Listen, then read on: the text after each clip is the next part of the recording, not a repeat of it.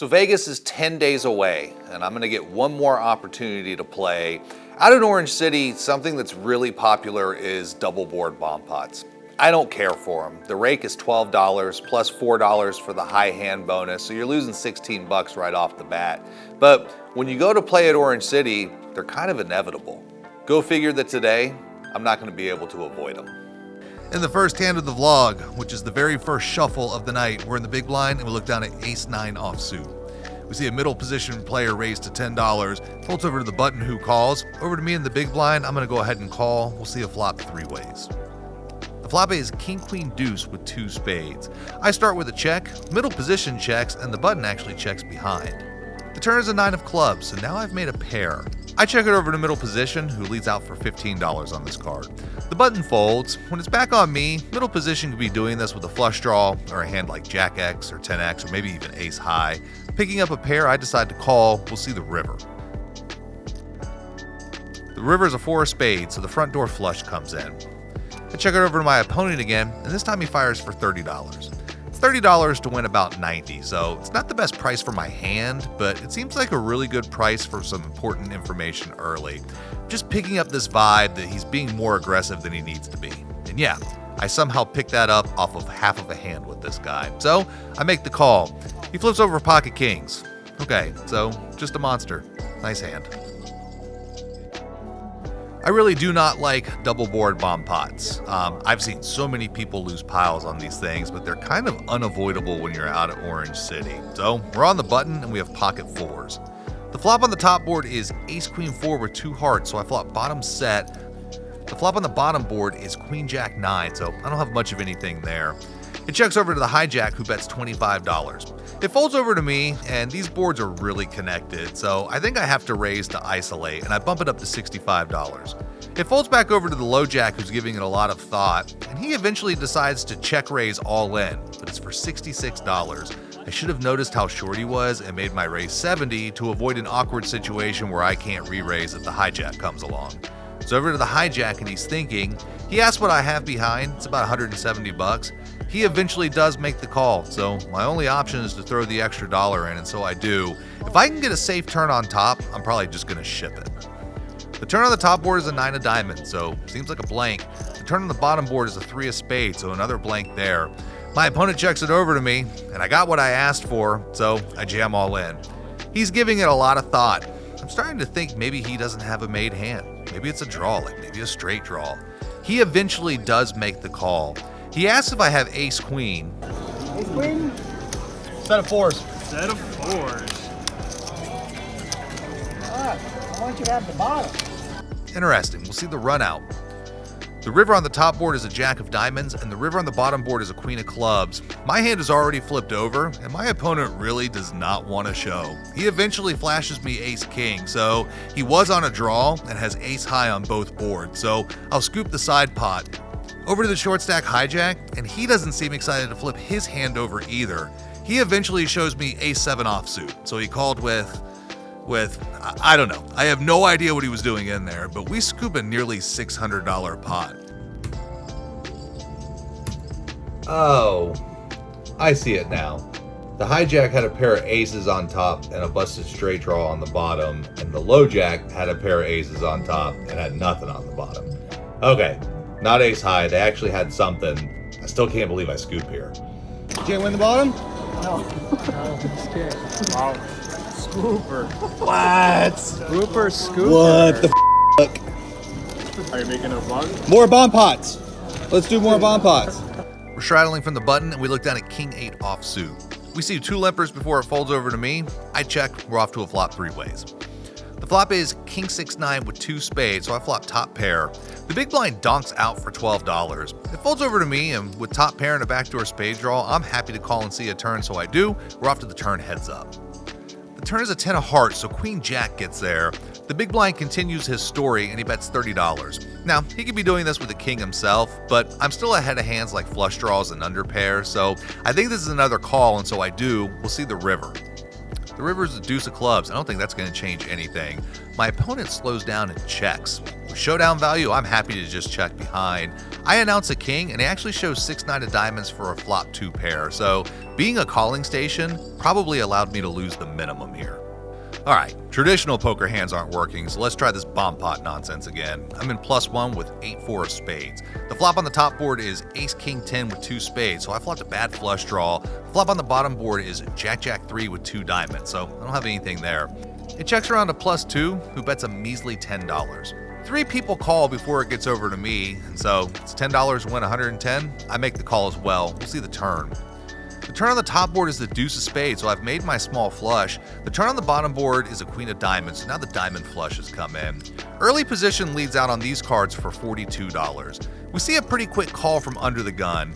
When it gets over to me, this is why I hate bomb pots. I just don't know if a small flush is good here on the top board, and I'm pretty much dead to rights on the bottom board. Plus, I have multiple people left to call behind me. I don't think it's a good idea to pile money in when you're only drawing to one board. My opponent checks it over to me, and I got what I asked for, so I jam all in. Wanting to save my run good for Vegas, I make the fold. Both players behind me very quickly call, so one of them has to have better spades, and I'm feeling pretty good about my fold. The river on the top board is a 7 of clubs, the river on the bottom board is a deuce of diamonds. Under the gun bets $100, and he gets a call. They flip over their hands, and no one has a flush on top. So, turns out I actually made a terrible fold. In my teaching career, I take pride in giving my students the skills needed to gain a career in the field of digital media. Something I try to make sure I include in my curriculum are life lessons.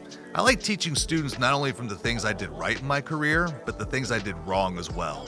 I'm going to apply that logic to this next hand. We're straddling from the button and we look down at 8-9 of spades.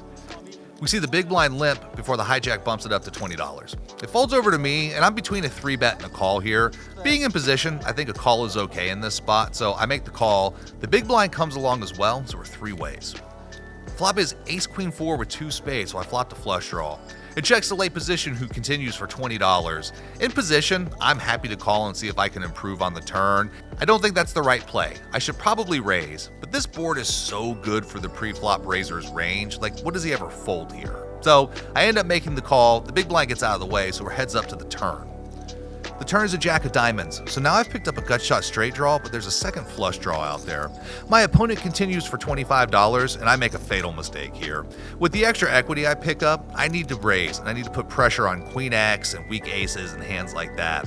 However, with him being the pre-flop raiser and me checking back flop, I'm not sure what I get to fold here with the raise, so maybe it's actually just a fold. The worst option is to call, as there's so many bad river cards. So what do? I make the call. Let's see a river. The river is a jack of clubs. It pairs the board. One of those terrible cards. My opponent bets again, but it's only $25. It just feels like such a milky bet. This is the same guy who called me off in the bomb pot earlier, and I don't think he's in the mood to fold to me. With how passively I've played this hand, I don't know how I could raise here and represent anything. I think the only thing I can represent is a jack, and I just don't know if he's going to buy that story. I'm kind of out in no man's land here, with no real option except to fold. I could have hidden this hand from you guys, but again, there may be some value to somebody watching as to the dangers of playing passively. Please learn from my mistake and save yourself some money. I win a couple of small pots before we go back to bomb pot land. I'm in the low jack with jack 10 offsuit.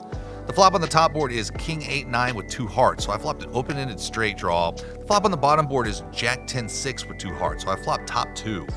It checks over to me. I'm going to put a bet out. I bet $50. Might be a little bit large, but with a strong hand on the bottom and a really nice draw on the top, I'm happy to bet bigger and thin out this field a little bit and pile more money in from the callers. The button is the only caller, so we're heads up. The turn on the top board is a 6 of spades. That's not going to help me. The turn on the bottom board is a deuce of clubs. Also not going to change much. I check, considering a check raise, as these turns really shouldn't have helped him, and it sets us up for a nice river jam, but he checks behind. The river on the top board is a king of diamonds, so I did not improve, but the river on the bottom board is a jack of clubs, so I've voted up.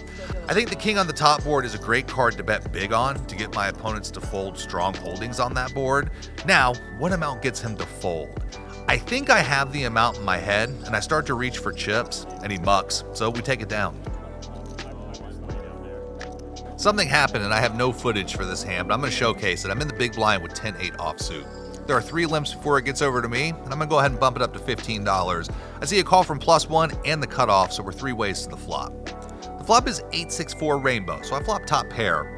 I check it over to +1, and he bets $25. It folds back over to me, and being out of position, I want to test my hand strength a little bit here. Plus, I have top pair, and I need to protect against a hand that has a 5, like ace-5, or maybe a hand like 6-7 or 7-8, so I raise to $75. My opponent doesn't think too long and he calls, so we'll see a turn.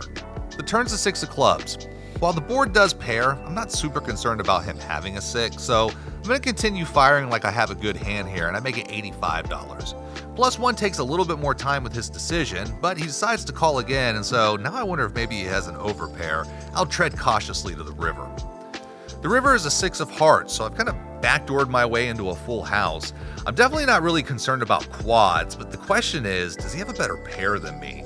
I check, ready to call a pretty healthy bet, but he checks right behind. I show, and my opponent had 5-7 of diamonds for a flop straight that I went runner on. Yikes. We're straddling from the button, and we look down at 3-4 of diamonds.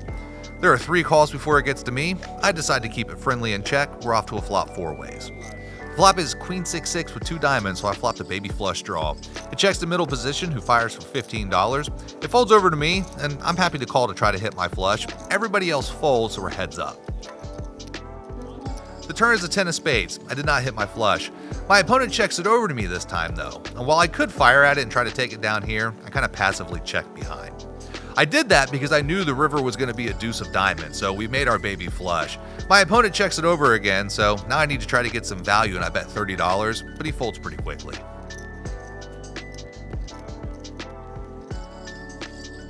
In the final hand of the night, we're straddling from the button again, and we look down at ace-king offsuit. We see 1 call before the low jack, who's a new player, raises to $15. It folds over to me, and this is why we button straddle, for hands like this. I 3-bet to $55. It folds back to late position, who calls, so we're heads up. The flop is king queen 8 rainbow, so we flop top. My opponent checks. I don't want to bet too big, because if he raises, it could put me in a really tough spot, so I fire for $60, about half pot. My opponent calls, and so if we get a safe turn card, I think I'm going to apply some real pressure here. The turn is a 4 of spades, so it brings in a spade flush draw, but it feels pretty safe. My opponent checks again. He has about $165 left. I got the card that I was looking for, so I rip it. My opponent doesn't snap call, which is great, and honestly, he looks really uncomfortable. He tells me he's worried that I have a set, and when he says that, I'm pretty sure it's a hand like 2 pair, like maybe king queen or maybe a straight draw.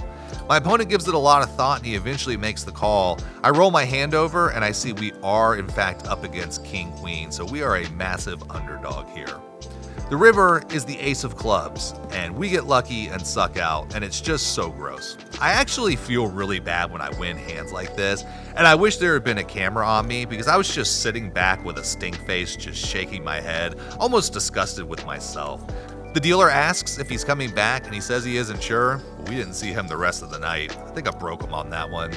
I played 2 more orbits, but nothing of note happened. I've only been playing a little over 2 hours, but it's the end of the first week of school, and I've already worked 50 hours this week, so I'm ready to rack up and get some rest. Oh man, I hope I'm not using up all my run good before I get to Vegas. I played, I don't know, there were good hands and then there were not so good hands. But I am happy to book a win in what is probably going to be the last session before I get out there. So ended the game for 300, out of the game for 875. So booked a really good win tonight. If you enjoy, like, subscribe. Next stop, Las Vegas. We'll see you next time. If you enjoyed this video, please make sure to drop a like and subscribe to the channel for more poker content. And you can follow me on Instagram at 7cardflushpoker.